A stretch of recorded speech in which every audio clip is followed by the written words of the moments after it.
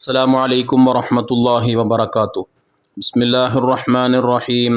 الحمد لله رب العالمين. اللهم صل وسلم وبارك على رسولك وحبيبك سيدنا محمد وعلى آله وأصحاب سيدنا ومولانا محمد.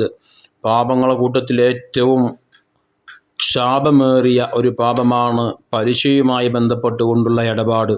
അത് വാങ്ങലും കൊടുക്കലും, അതിനുവേണ്ടി സാക്ഷി നിൽക്കലും, അതിനുവേണ്ടി എഴുത്തുകുത്തുകൾ നടത്തലും, അതുമായി ബന്ധപ്പെട്ട് എന്തെല്ലാം കാര്യങ്ങളുണ്ടോ അതൊക്കെ ചെയ്യുക എന്നുള്ളത് വളരെയധികം കുറ്റകരമായ കാര്യമായിട്ടാണ് വിശുദ്ധ ഇസ്ലാം നമ്മെ പഠിപ്പിച്ചിട്ടുള്ളത്. കാരണം അത്തരം വൃത്തികേടുകളിൽ നിന്ന്, അത്തരം മഹാപാപങ്ങളിൽ നിന്ന് വിട്ടുനിൽക്കാൻ വേണ്ടി വളരെയധികം ഗൗരവമുള്ള ശിക്ഷയാണ് പലിശയുമായി ബന്ധപ്പെട്ടവർക്ക് ഉണ്ടാവുക എന്ന് ഹബീബ് സല്ലല്ലാഹു അലൈഹി വസല്ലമ തങ്ങളും വിശുദ്ധ ഖുർആനും നമ്മെ പഠിപ്പിച്ചതായി കാണാൻ കഴിയും.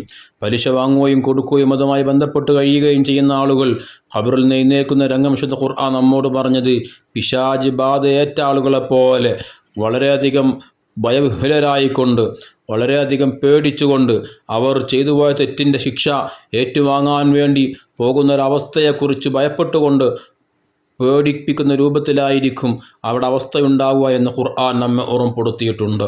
അത്തരം ആളുകൾക്ക് അള്ളാഹുവിൻ്റെ റസൂൽ സല്ലല്ലാഹു അലൈഹി വസല്ലമ തങ്ങളുടെ ശാപമുണ്ടാകുമെന്ന് ഇമാം മുസ്ലിം റളിയല്ലാഹു തആല അൻഹു അബ്ദുല്ലാഹ് ബിൻ മസ്ഊദ് റളിയല്ലാഹു അൻഹുവിനെ തൊട്ട് ഉദ്ധരിക്കുന്ന ഹദീസിലൂടെ നമ്മെ പഠിപ്പിക്കുന്നുണ്ട്. മഹാനവർകൾ പറഞ്ഞു, ഹബീബ് സല്ലല്ലാഹു അലൈഹി വസല്ലമ തങ്ങൾ ലഅന റസൂലുള്ളാഹി സല്ലല്ലാഹു അലൈഹി വസല്ലം, മുത്തുനബി സല്ലല്ലാഹു അലൈഹി വസല്ലമ തങ്ങൾ ശപിച്ചിട്ടുണ്ട്. അള്ളാഹുവിൻ്റെ റസൂൽ സല്ലല്ലാഹു അലൈഹി വസല്ലം തങ്ങൾ ശാപമുണ്ടാകും. ആക്കില റിബ, പലിശ തിന്നുന്നവൻ, പലിശ വാങ്ങി കഴിക്കുന്നവൻ. ഏത് പ്രതിസന്ധി ഘട്ടങ്ങളിലായാലും പലിശയുമായി ബന്ധപ്പെട്ട ഇടപാടുമായി ഒരിക്കലും നാം നിൽക്കാൻ പാടില്ല.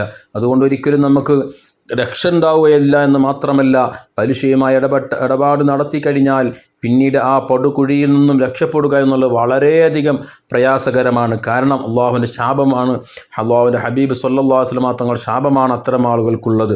ശാപം ഏറ്റുവാങ്ങിയ ആളുകൾക്ക് ഒരിക്കലും രക്ഷപ്പെടുക സാധ്യമല്ല. അതുകൊണ്ട് തന്നെ ആക്കില ദീപ, പലിശ തിന്നുന്നതിനെയും മൂക്കിലഹു, അത് തീറ്റിപ്പിക്കുന്നതിനെയും അത് നൽകുന്നവനെയും അള്ളാഹുവിൻ്റെ റസൂൽ സല്ലല്ലാഹു അലൈഹി വസല്ലം തങ്ങൾ ശപിച്ചിട്ടുണ്ട്.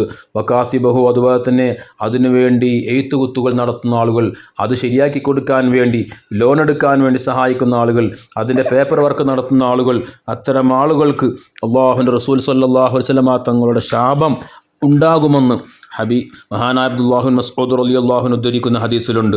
അതുപോലെ തന്നെ വശാഹിദൈഹി, അതിനുവേണ്ടി സാക്ഷി നിൽക്കേണ്ടി വരുമ്പോൾ സാക്ഷി പോയി നിന്നു കൊടുക്കുന്ന ആളുകൾ, അത്തരം ആളുകൾക്കും അള്ളാഹുവിൻ്റെ ഹബീബ് സല്ലല്ലാഹു അലൈഹി വസല്ലമ തങ്ങളുടെ ശാപമുണ്ടാകും. അതുകൊണ്ട് തന്നെ ഏറ്റവും വലിയ ശാപം പിടിച്ചൊരു ഏർപ്പാടാണ് പലിശയുമായി ബന്ധപ്പെട്ട് നടത്തുന്ന കാര്യങ്ങളെന്ന് നാം ഓർത്തുകൊണ്ട് അത്തരം കാര്യങ്ങളിൽ നിന്ന് പൂർണ്ണമായും മാറി നിൽക്കാൻ നമുക്ക് സാധിക്കണം. അല്ലാതിരുന്നാൽ ദുനിയാവിലും ആഖിറത്തിലും അതുകൊണ്ട് വലിയ വിഷമങ്ങൾ, പ്രയാസങ്ങൾ, പ്രതിസന്ധികൾ, ടെൻഷനുകൾ നമുക്ക് നേരിടേണ്ടതായിട്ട് വരും. അള്ളാഹു തആല കാത്തു രക്ഷിക്കട്ടെ.